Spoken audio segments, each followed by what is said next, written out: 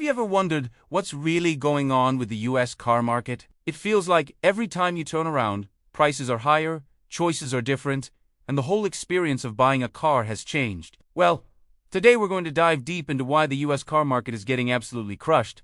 And trust me, it's a wild ride. We're talking about a perfect storm of factors that are squeezing both buyers and sellers. It's cheeky around because what you're about to hear will completely change how you see the cars on our roads. Let's start with the big one. The word on everyone's lips. Inflation. It's not just your imagination. Everything is getting more expensive, and cars are no exception. Think about what goes into making a car. You need steel, aluminum, plastic, rubber, and tons of tiny microchips. Over the last few years, the cost of all these raw materials has skyrocketed. Supply chain issues, which we all got tired of hearing about, are still a major headache. When it costs a manufacturer more to build a car, you can bet they're going to pass that cost on to you, the consumer. But it's not just new cars. The used car market has been on a roller coaster of its own. When new cars became scarce and expensive, everyone flooded the used car market. This huge surge in demand sent used car prices into the stratosphere. We saw 3-year-old trucks selling for more than their original sticker price. It was madness. While things have cooled off a little, the average price for a used car is still way higher than it was pre-pandemic. This inflation isn't just a number on a news report. It's a real barrier for millions of Americans who just need a reliable vehicle to get to work or take their kids to school. Now, let's connect this to the cost of living. Your wallet is being attacked from all sides. Groceries cost more, rent or mortgage payments are higher, and utility bills are climbing. So, when it comes time to think about a car purchase, people have a lot less disposable income than they used to. The average new car payment is now over $700 a month. Let that sink in.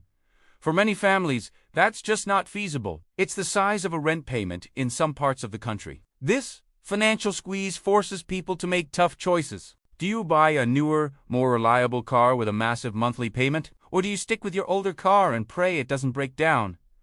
More and more people are choosing the latter, that holding onto their cars for longer than ever before. The average age of a vehicle on U.S. roads is now over 12 years old. People are spending more on repairs and maintenance because shelling out tens of thousands of dollars for a new or even a used car is simply off the table. This directly impacts car sales, as fewer people are entering the market to buy. And of course, we can't talk about costs without mentioning taxes and fees. It's not just the sticker price you have to worry about. When you buy a car, you get hit with sales tax, registration fees, documentation fees from the dealership, and sometimes other local or state taxes. These can add thousands of dollars to your final bill. For example, a $40,000 car could easily become a $44,000 purchase once all the taxes and fees are piled on. This hidden costs can be a real shock to buyers and can be the final nail in the coffin for a deal that was already a stretch. Some states also have annual property taxes on vehicles, meaning you keep paying taxes on your car every single year you own it. So the expense doesn't even stop after you drive it off the lot.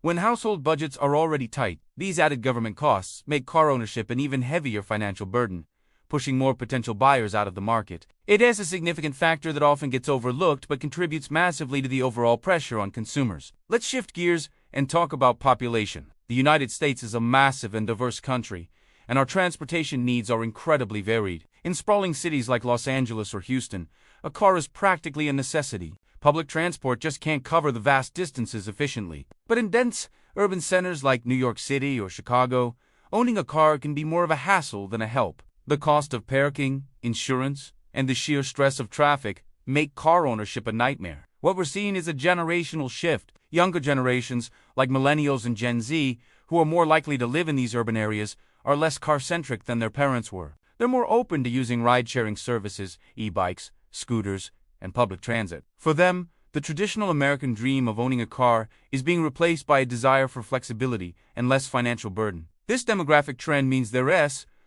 a growing segment of the population that is UNA automatically entering the car market as soon as they get their driver's license. This has a slow but steady depressive effect on overall car demand. Finally, we have to talk about the elephant in the room: electric cars. The government and manufacturers are pushing hard for an all-electric future. You see subsidies, tax credits, and a constant barrage of marketing for EV. And look, the technology is cool, and the idea of not paying for gas is appealing, but the transition is far from smooth, and it's creating chaos in the market.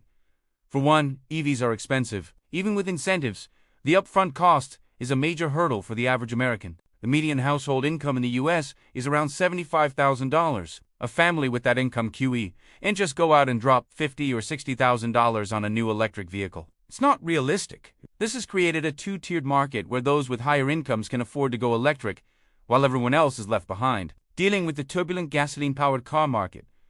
Furthermore, there's a lot of uncertainty. What about charging infrastructure? People who live in apartments often have no place to charge a car overnight.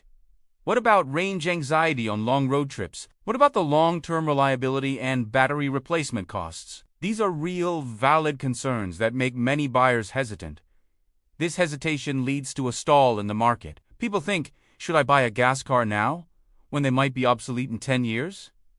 Or should I wait for EVs to get cheaper and better? This wait-and-see attitude puts a damper on sales for both gas and electric cars. Dealerships are now sitting on lots full of unsold EVs, because the initial hype outpaced actual consumer demand and readiness. So when you put it all together, you see the full picture. Inflation and a high cost of living are shrinking people's budgets. High taxes and fees add to the financial pain of buying a car. Demographic shifts mean fewer young people are prioritizing car ownership, and the forced, messy transition to electric vehicles is creating widespread uncertainty and hesitation. It's not one single thing. It's all of these forces hitting the market at the same time, creating immense pressure from every direction.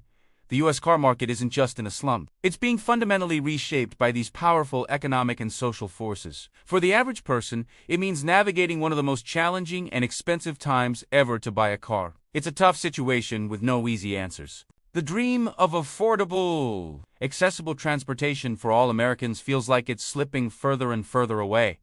Thanks for sticking with me through that deep dive. It's a complex issue, and I hope this helps shed some light on what's really going on. If you found this video insightful, please hit that like button and subscribe for more content. Let me know your thoughts and your own experiences in the comments below. See you in the next one.